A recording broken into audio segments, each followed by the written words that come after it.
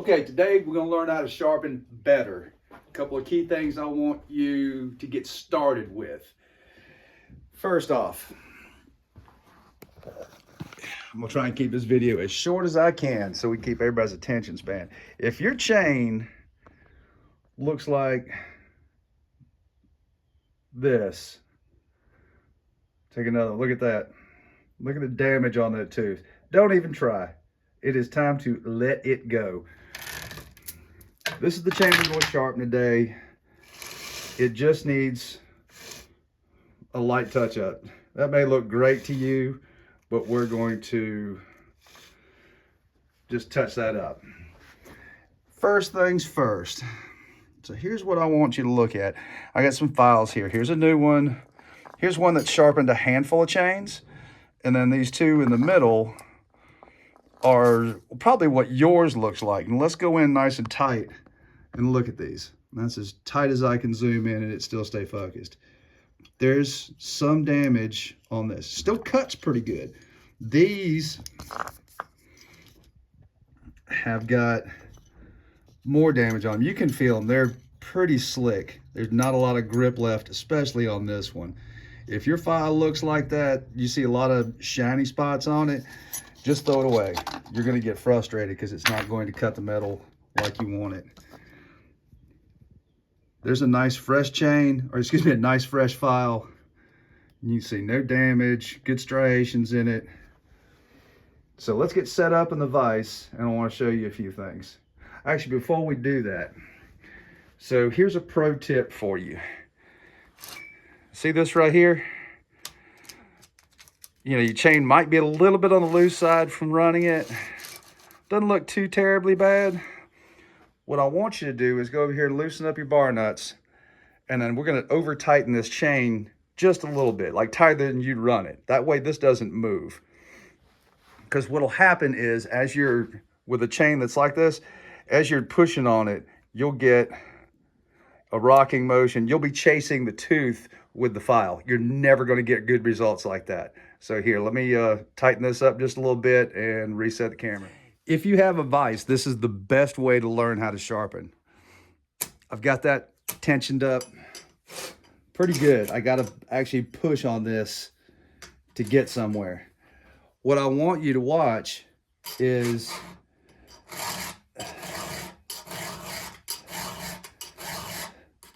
my file's nice and flat. There's no hook in my hand where I'm doing this. You're gonna have to,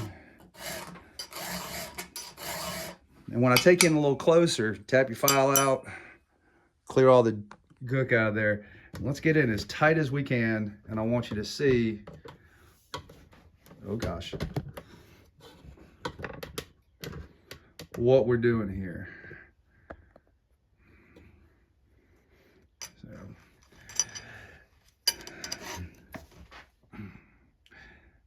You want about a quarter of this file above the tooth.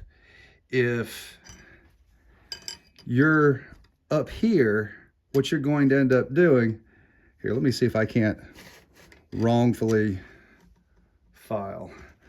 So I'm actually going to kind of pull up and away and do this wrong.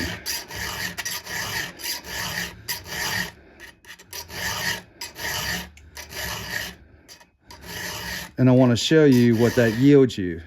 Now I've got about half the file above the tooth, almost, not quite. Let me bring it up just a little bit more. So if you're pulling up, use this second hand to help steady the file. So I want to show you what we've created here. Let me stop and reposition. All right, I want you to see how this tooth is almost swept back? And that top plate angle is it's got a very steep angle to it, not a slim angle.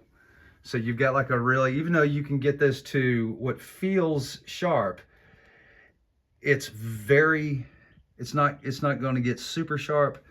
That might be durable, but here's what we want to achieve. That's, you know, having the file up too high.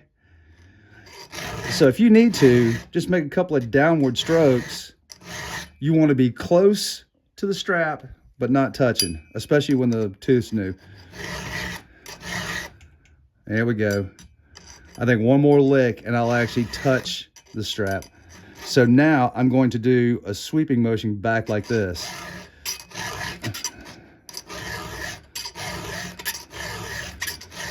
Nice and straight, getting underneath that tooth, very deliberate.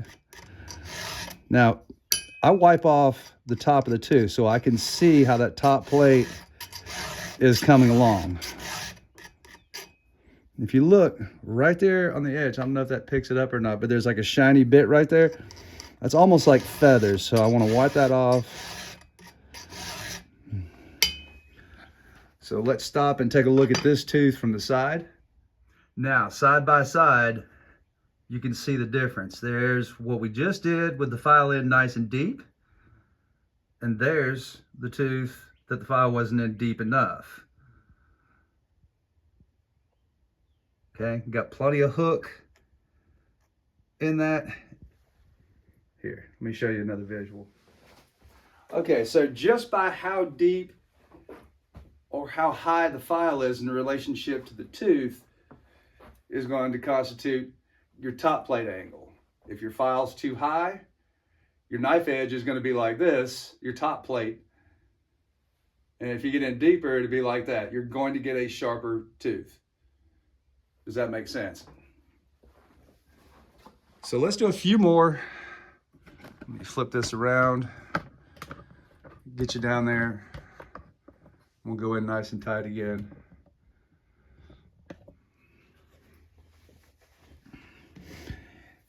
You know, and that's where we're at. Again, I got a little too much file up top, a couple of downward strokes, and then we start working this in.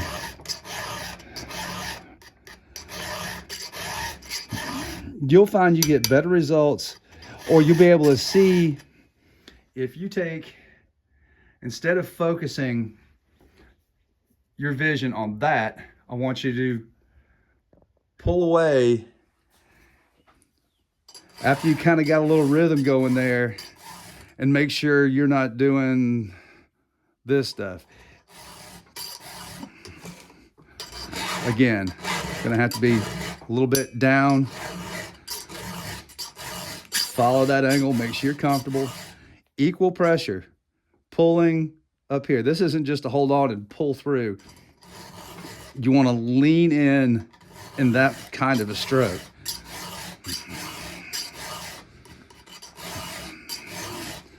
Make sure you can see what you're doing. Now, when you're wiping the top of this, don't roll down on it.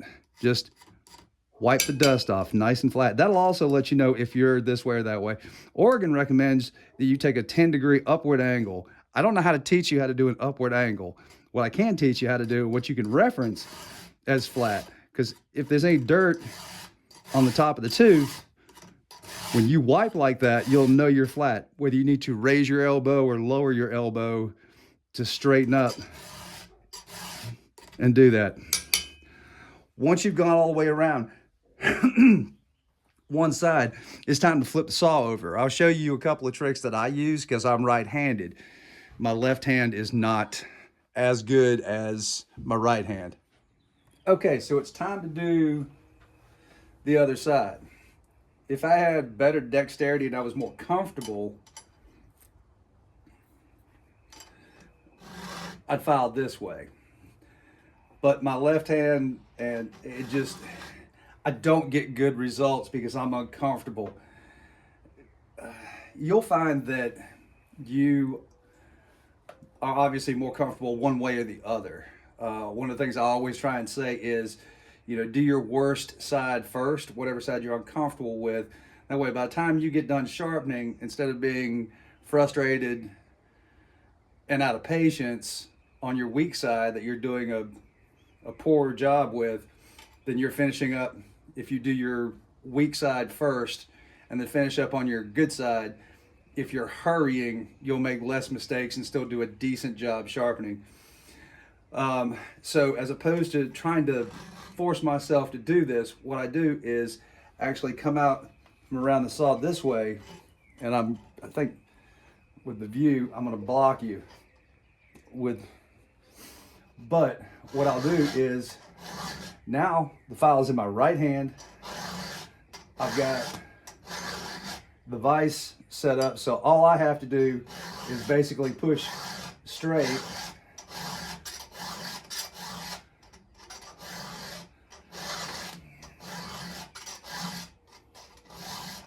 and there we go. Now I'm getting good results. And I'm comfortable doing this. It may feel a little awkward at first, but you'll do a better job just by trying to stay with your dominant hand. I did want to show you something. So here is our first tooth. Let me find where we're at. Right here. This is the, whoops, oh gosh. So there's the tooth we filed where the file wasn't quite deep enough. We have this kind of swept back, small hook tooth. And then here, you'll see that, got more hook. It's definitely sharper. You know, if I put my finger, it's actually pulling on that. You know, that's just not as sharp. It's sharp, but that's gonna cut better. It's a more aggressive tooth. So here, let's do a couple. Put you back in here. See if I can get you up on top of this a little bit better and get you a better view.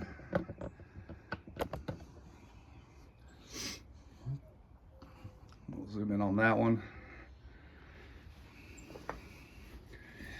You'll also find, this is the one I just did. So watch when you're doing this. So when you're finishing up, well, that's not gonna help. All right, we got a poor camera angle here.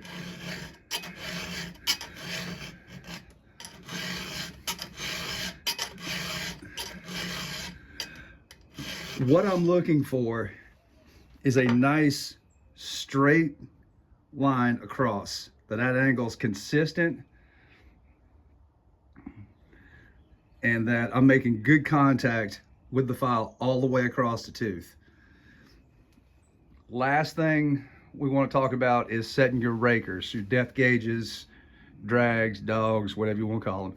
Let me get you set back up and we'll get a good camera angle and I'll show you how to finish this chain out so it cuts right. I want you to know something. I got a brand new chain. So this is called your depth gauge. You can call it whatever you want, but there is a height difference in between the top of this ramp and the top of the tooth. That's 25 thousandths of an inch.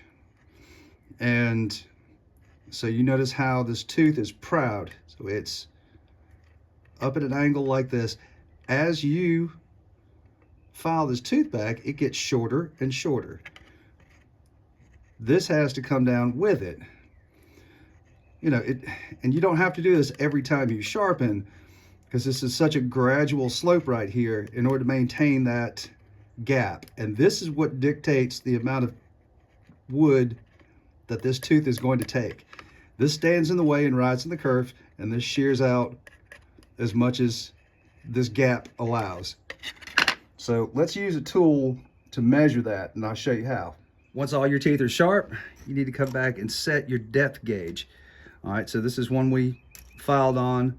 You can tell this chain has already been filed one time, and there's been a little bit taken off. And all this tool is, you can buy this at your steel dealer. This is the most idiot-proof one I can find, which is good for me. So you just lay it on there, and anything that's above this, you should file off. But you'll wear your gauge down if you use that all the time. So sometimes you just use it as a reference. Let me pull this chain forward. Here's another tooth that we did right here. There's actually just a whisper of it sticking above. So what I want to do is take a little bit off and then just go check. And see how that works? So do all of these, and that way they're all taking an equal size chip as it turns. Doesn't matter if it's long or short. So I hope that helped, and I try to keep this as concise as possible. If you're, here, let me reposition this camera.